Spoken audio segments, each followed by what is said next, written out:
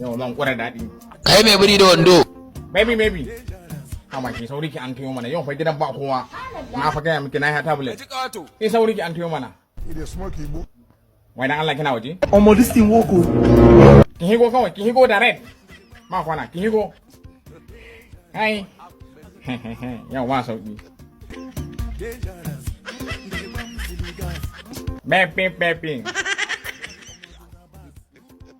Ki higo mana? Akwai matsala fa. Matsala kuma? Wani irin matsala kuma? Tare da yana muka zo. Yayanki? Haba baby na ya zaki mun haka. Kai da na gaya miki na ya tablet. Kai ki dauko mun yayanki. Haba baby na, ba ki kyauta mun ba.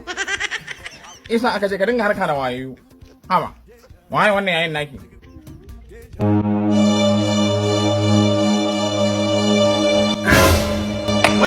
Inna na kafin mai rabbi na yau mahawusan kam. Terira. An samu matsala. Dan banki duk magana da kina yi muna jin ta hands free. Amma yanzu tantamar ta washe. Siyasa ya muka zo mai operation akan ki dan banki. Yin hakan ta gare shi. Kuna lalata mana yan matan mu. Yake dan gidan maman iyabo. Officer, a halari na zo koya mata. Halari zaki koya mata. A halari.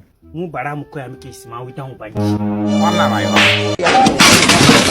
Subhanallahi sannu. Ana kafra. Wala. Kayi nake ji.